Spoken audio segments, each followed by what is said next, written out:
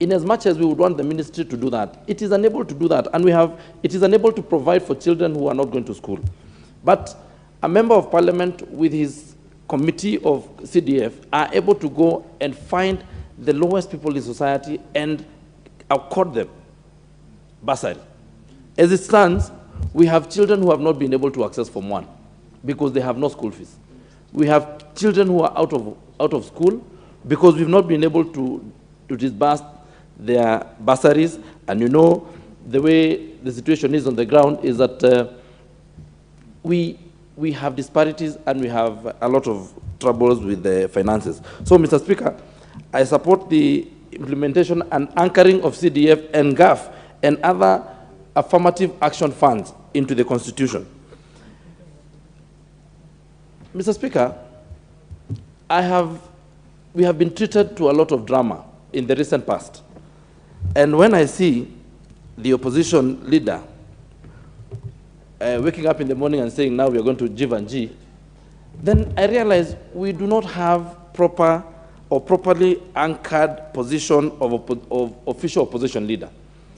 And we say that exercising what we call power without responsibility is a prerogative of the harlot.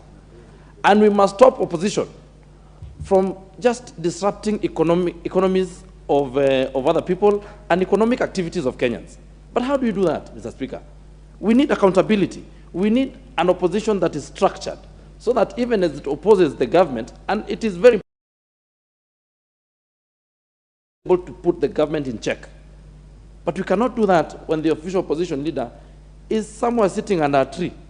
Mr. Speaker, we need the official opposition leader and the actual opposition to be structured and to be within the law, so that when they're putting the government in check, then they exercise their authority and their power to oversight and to oversee government in very structured manner. That is the only way we are going to have and avoid these issues of addressing people on TV and by the streets and on the rooftops of cars. And we have a proper office that can address the executive and can be brought to this parliament, and we consider what has been recommended by official opposition. That is the only way to put government in check. And even as I sit on this side of government, I know that people left to their elements, they are capable and they have proximity and affinity to be selfish and to go to very selfish decisions.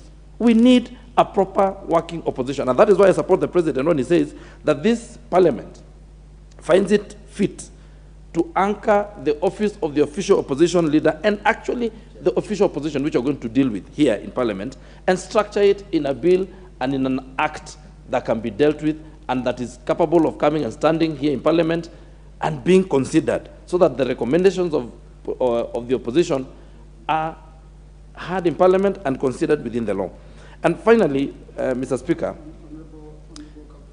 before you leave that point, because the president has dispatched these thoughts to parliament, so that as members we can enrich those thoughts and act if we are to act, not just to support. We still do not have a bill. Just while you are on your feet, and I'll add you time. I've had members contribute on that point on which you are giving very thoughtful, considerations. How do you have the leader of official opposition in a system like ours, which has no opposition? Because if we can help the president solve that, I've had everybody contributing agree we need that structured. Or you are suggesting we move from a presidential system, which we are now without opposition, to a parliamentary system where there is an opposition and for which, therefore, the leader can be the official opposition in the House, formally, giving his views on how the nation should be run in the structured way you suggest. Mr. Speaker, I stand advised, but I know in this House,